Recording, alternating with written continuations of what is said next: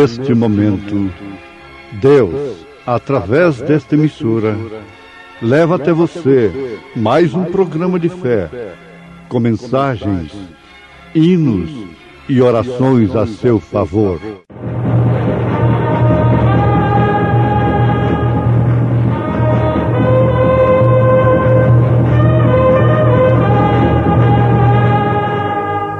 Fé para vencer.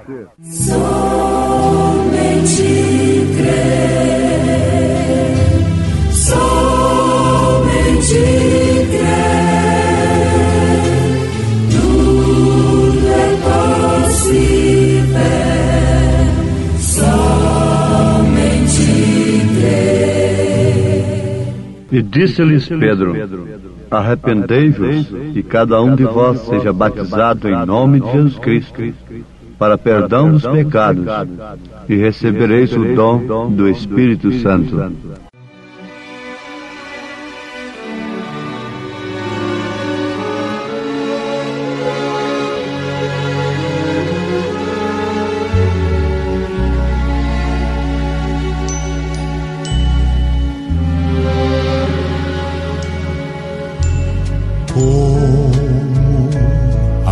Agradecer a meu Deus o que fez por mim, bênção sem medida, para provar o seu amor sem fim. Nem anjos podem expressar a minha eterna gratidão. Tudo que sou e o que vier a ser aqui, eu agradeço a ti. A Deus toda glória, a Deus toda glória, a Deus toda glória, pelas bênçãos sem fim, com seu sangue salvou-me, seu poder transformou-me. A Deus toda glória, pelas bênçãos sem fim. Quero viver para ti, tua vontade cumprir. Se algum louvor ganhar, quero entregar ao meu Salvador. Com seu sangue salvou-me, seu poder transformou-me. A Deus toda glória, pelas bênçãos sem fim. Quero viver pra ti, tua vontade cumprir. Se algum louvor ganhar, quero entregar ao meu Salvador. Com seu sangue salvou-me, seu poder transformou-me. A Deus toda glória,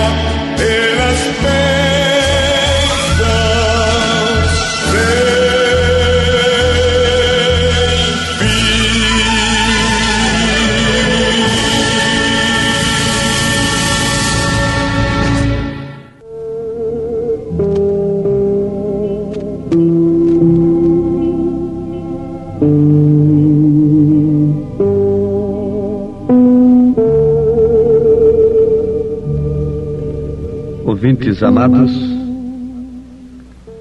coisa boa é nós associarmos as Escrituras à história, às Escrituras, e isto com a revelação do Espírito Santo. É muito fácil associar as Escrituras com a história e a interpretação, mas eu estou dizendo Escrituras, história e revelação. A história e a Escritura oferecem dois laudos, dependendo de nós. Um laudo é a interpretação humana que forma os credos, os dogmas. Do outro lado, ela oferece a revelação. Então, o necessário é termos, em primeiro lugar, as Escrituras, a Palavra de Deus, a história e a revelação do que está escrito e dos acontecimentos. Isto é, o cumprimento do que está escrito, o cumprimento das Escrituras é que forma a história. O cumprimento das Escrituras é que forma a história. Mas como sempre o homem natural não passa de um simples intérprete natural, e ele nunca percebe o que Deus faz no presente, mas sempre no passado e no futuro. Então, urge que tenhamos a revelação, que acima de tudo sejamos espirituais, tenhamos o Espírito Santo. Por exemplo, nas Escrituras, o batismo em nome do Pai, do Filho e do Espírito Santo, ordem expressa de Jesus Cristo, em Mateus, capítulo 28, versículo 19, é obedecido pelos apóstolos, em Atos 2, 38, e demais referências como Atos, capítulo 8, Atos dos Apóstolos, capítulo 10, Atos dos Apóstolos, capítulo 19, Atos dos Apóstolos, capítulo 22. Então, Mateus 28, 19, é obedecido pelos apóstolos. De que maneira? Usando o nome do Pai e do Filho e do Espírito Santo. Este nome, conforme nós temos escrito na carta aos Hebreus, é manifestado pelo próprio Jesus Cristo. Ele manifesta o nome do Pai e do Filho e do Espírito Santo. Isto é profundo. Notemos aos Hebreus capítulo 2, versículo 12, dizendo: anunciarei o teu nome a meus irmãos, cantar-te-ei louvores no meio da congregação. Anunciarei o teu nome a meus irmãos. Em São João capítulo 17, o último versículo, Jesus disse: eu lhes fiz conhecer o teu nome. No versículo 6 do mesmo capítulo de São João 17, ele diz: manifestei o teu nome aos homens. Portanto, os apóstolos não erraram. Alguém pergunta: a quem devemos obedecer? Aos apóstolos ou a Jesus Cristo? Em Mateus capítulo 28, 19. Eu pergunto como resposta: será que São Mateus, então, concordou com a desobediência de Pedro? Porque eles perguntaram aos apóstolos: que faremos, varões e irmãos? E Mateus concordou com a resposta de Pedro, porque o nome do Pai, do Filho e do Espírito Santo deveria ser usado. E a igreja tem que estar edificada sobre o fundamento dos apóstolos e dos profetas, que é a revelação. A igreja que está edificada sobre a revelação, as portas do inferno não prevalecerão contra ela. Muito bem. As Escrituras mostram assim. E a história? A história não pode falhar. A história mostra a perversão da verdade e mostra também o cumprimento da verdade. A perversão desta verdade do batismo em nome de nosso Senhor Jesus Cristo, a história conta que foi no Concílio de Nicéia, 325 anos depois de Cristo. E a mesma história tem um documento publicado na revista Time, exemplar de 5 de dezembro de 1955. Você quer buscar a revista Time, de 5 de dezembro de 1955, você vai encontrar ali a publicação naquela revista Time, que existe um documento em Roma que relata o seguinte. Esse documento é no ano 100 AD, que o diácono levantou sua mão e Públio Décius entrou pela porta do batistério. Em pé, com água pela cintura, se encontrava Marcos Vasca. Eles estavam rindo enquanto Públio descia para dentro d'água, postando-se ao seu lado. Ele perguntou: credes? Credo, respondeu Públio. Eu creio que minha salvação vem de Jesus o Cristo, que foi crucificado sob Pilatos. Com ele eu possa ter a vida eterna. Foi a confissão daquele que estava sendo batizado. Diz o relato, o documento que existe em Roma. Eu estou lendo isto. Então ele sentiu braços fortes, suportando-o, enquanto se deixava cair para trás dentro do batistério, e ouvia a voz de Marcos, voz em seus ouvidos: eu te batizo em nome de Jesus Cristo. Enquanto a água fria se fechava sobre ele. Existe este documento em Roma, e esse documento foi publicado na revista Time, exemplar de 5 de dezembro de 1955. Esse batismo foi realizado 100 anos depois de Cristo. Agora, o batismo nos títulos, quando foi realizado?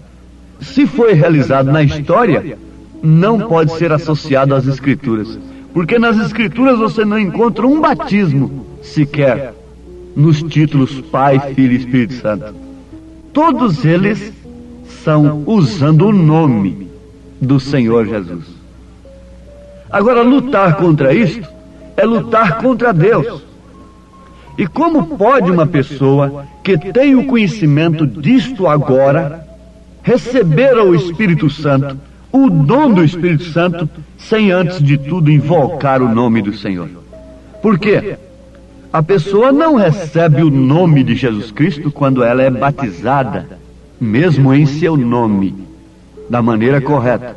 Ali ela está invocando, está sendo invocado o nome do Senhor sobre ela. Agora, o que traz o nome do Senhor para aquela pessoa é o Espírito Santo.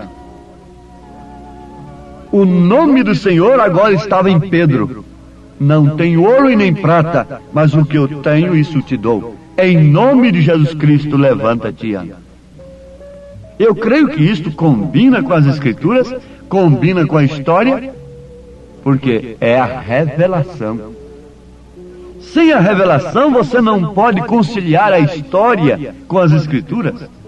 E a única maneira de descobrirmos onde a história apresenta o fato real e o fato pervertido é tendo a revelação, associando-a com as Escrituras.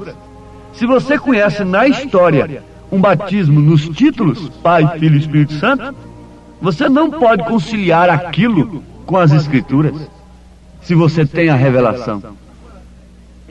Agora, existe um técnico, um teólogo que pode fazer isso. Isso é a interpretação.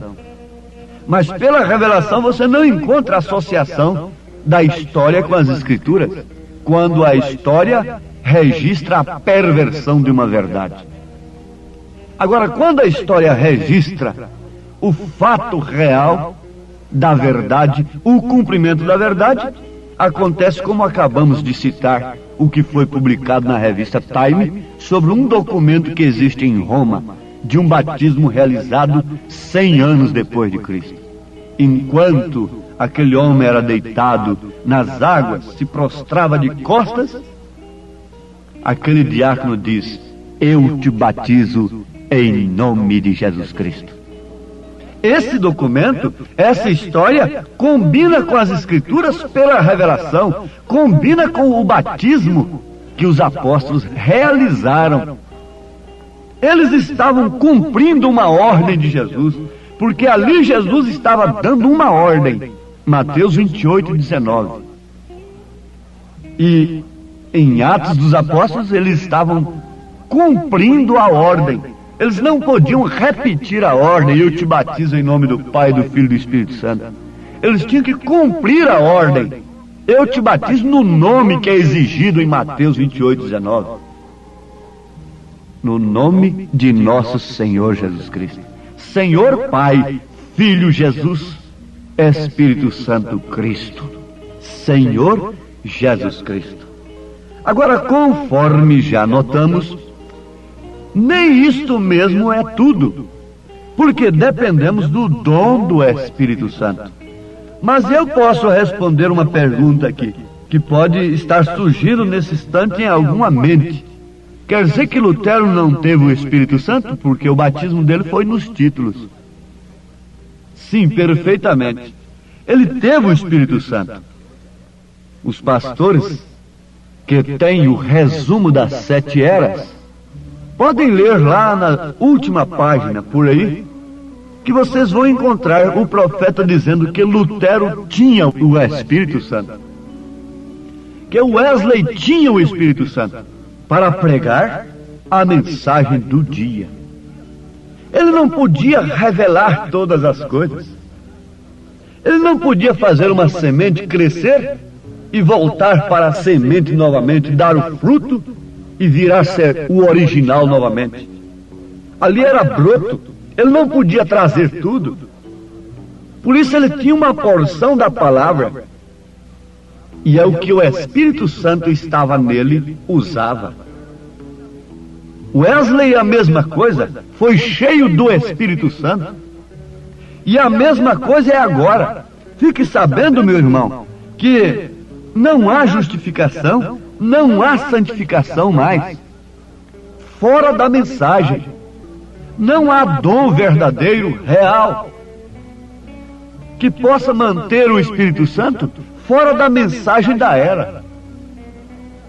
De maneira alguma, os dons carismáticos têm expulsado a Cristo da igreja, e por isso Laodiceia é rica, tem dons, tem cura, tem tudo, e grandes pregadores. Por isso também a língua estranha está simbolizando morte na parede do Belsazar, que tem misturado as coisas de Deus com as coisas do mundo. Quem conhece a Bíblia está entendendo perfeitamente a linguagem. O que aconteceu lá em Daniel, que é o Apocalipse do Velho Testamento, está acontecendo justamente agora no Apocalipse do Novo Testamento, na Laodiceia do século XX. A língua estranha está escrita na parede, decretando a sentença daqueles que têm misturado as taças de Deus, as coisas de Deus com o mundo. E não significa outra coisa senão morte. morte, morte. Quando o nome é invocado, você já foi batizado em nome de Jesus Cristo? Não fique somente nisto, que você não passaria de um unicista. Você deve receber o dom do Espírito Santo. Concluindo o que nós dizíamos sobre justificação e santificação. O Espírito Santo só está na mensagem do dia. Portanto, nenhuma organização religiosa, nenhum sistema hoje justifica, santifica, batiza com o Espírito Santo. Somente o Espírito Santo através da palavra do dia. Ninguém seria salvo fora da mensagem de Lutero no seu dia. Ninguém era salvo fora da mensagem de Wesley no seu dia. Ninguém pode ser santificado, justificado, se arrepender verdadeiramente de seus pecados e ser santificado e receber o Espírito Santo fora da mensagem que Deus nos enviou neste dia. Porque este é o complemento. Eles tinham o Espírito Santo? Tinham perfeitamente. Para a justificação pela fé, para a santificação, para os dons espirituais. Mas e agora? Quem tem o Espírito Santo tem justificação pela fé, tem santificação e tem os dons espirituais. Creem nos dons espirituais e tem a vida vivida. Manifesta o caráter de Cristo. O que está escrito nos faz empolgar. O irmão Branham, o profeta, pergunta, depois de afirmar que não há condenação para aquele que tem exposto o sinal, e depois ele próprio pergunta, para quem é isto? A quem está sendo dirigido isto? Aquele que revela o caráter de Cristo, aquele que revela o caráter de Deus, aquele que tem a vida de Deus em si, fluindo como um manancial de águas vivas. Para este não há condenação. Então não vamos pensar que o Espírito Santo poderia simplesmente, hoje, nos justificar, o que seria o suficiente, como se nunca tivéssemos pecado. Veja como a justificação tomou uma coisa tremenda, um sentido tremendo. Justificar, como se nunca tivéssemos pecado. A nossa alma fica branca como a neve. Nos manter limpos, vazios do mundo, o sangue de Jesus Cristo. Nos santificando, isto é, sobre nós, e a nossa perfeição em relação a Deus é de fato perfeita. Não em relação ao mundo, porque o mundo, quanto mais perfeito nós formos, mais ele nos chamará de fanáticos e de loucos e de imperfeitos. Assim aconteceu com Jesus. Então, está aqui uma obra completa do Espírito Santo. Ou você é justificado, santificado e tem o Espírito Santo, ou então você está perdido, você não tem nada. Não vai se iludir que você é justificado e santificado apenas. Não vai se iludir com uma doutrina como esta, porque ela não tem base na mensagem do profeta, nem tampouco nas Escrituras. Não se iluda com isso, porque a obra é consumada pelo Espírito. Se você ainda não tem a experiência, então lute desesperadamente até descobrir esse marco, essa estaca que deve estar dentro de você mesmo, para quando vier uma dúvida em sua mente, você poder estar seguro nessa estaca. Porque os ismos virão, cada um procurará dizer uma coisa, diz o profeta, mas você tem que saber em quem tem crido. Você tem que saber quem é você. Amém.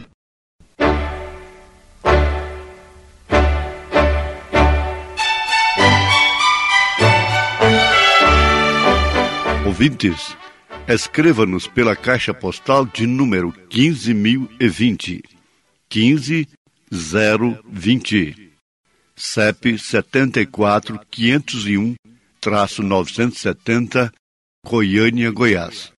O nosso endereço na internet é www.awr.org. a palavra original.org.br. Volte a nos ouvir amanhã novamente neste mesmo horário, nesta emissora, se o Senhor nos permitir, com fé no Filho de Deus, a fé que vence o mundo.